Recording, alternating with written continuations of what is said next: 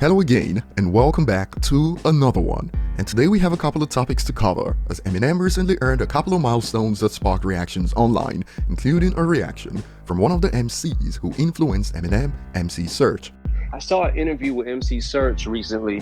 And somebody asked him about if he thinks he influenced me, and he was like, "Nah, no, I like whatever, like that's bullshit," and that is bullshit because he did influence me very heavy. And he reacted as Eminem set a new record on Spotify. And we also have more from the United Kingdom, as Eminem presents the re-up just earned a new certification in the country. And we'll end it with some fine troll posts on Twitter linked to El Jamar, MGK, and others that reminded fans of Eminem's lyrics on Killshot, "When your fans become your haters." And before we dive into the details, if you enjoyed content like this, don't forget to hit the like button, subscribe to the channel if you're new, and find me on social media at ETLifestyle_web. So Shady Records album, Eminem presents the re-up surprised fans on the internet when it got a new update on the BPI database a few hours ago, as it was certified platinum, and this sparked reactions accordingly.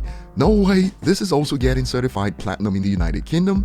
Eminem is so big and UK loves him.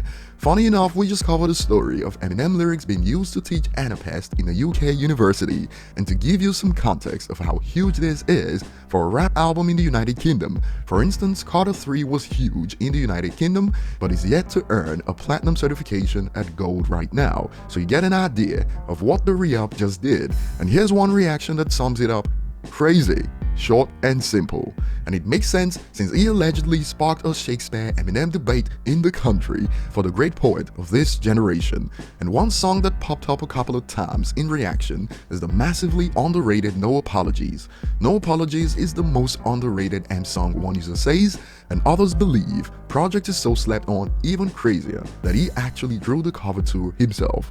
Well, that's another plat to add to the collection for Eminem from the United Kingdom, and perhaps it's time that other record industry associations around the world adapt the UK BPI system, since the RIAA responsible for certifications in the United States are yet to adapt the system where the database gets updated in quotes real time, as payments are required for updates in the United States. It's why Eminem albums have been frozen for decades, in some cases in the US database, also why people are sleeping on recovery, only if they knew.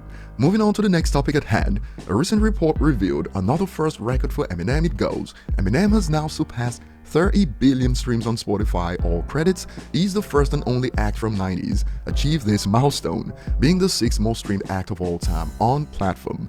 And this sparked reactions like, imagine, debuted 20 plus years and doing good numbers on digital, physical, and streaming era. And we got what's become a meme at this point, and people on Twitter still be like, bah, nobody listens to that guy. And remember in a recent one we covered, there was the hilarious "I refuse to believe people listen to Eminem like that." And oddly enough, the user that said this turned out to be a good sport as the discussion continued. And back on topic, MC Serch reacted under "Congratulations to Eminem."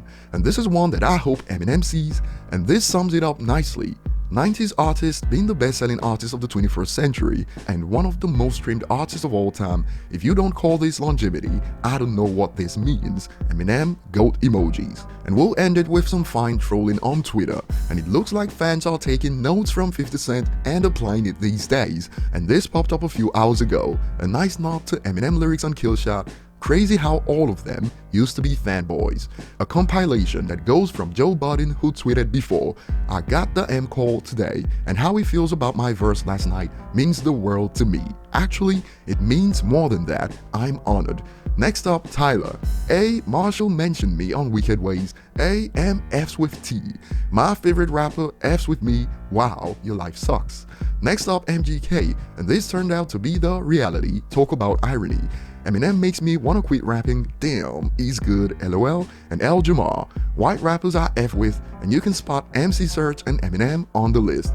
They all turned on Eminem years later, hence the caption. Crazy how all of them used to be fanboys. And some reacted, Tyler's still a fan, he praises relapse occasionally. Yeah, of course, he's one of those huge fans who actively poisons the water, and the OP elaborated in response. He also still does the occasional interview shading M and slighting him. I like Tyler, but if he has something to say about M, he should say it to his face. The last time I paid attention, he was competing with Doja Cat for #1 first week sales, and he came out on top in that first week battle. But I wonder how that battle is going right now.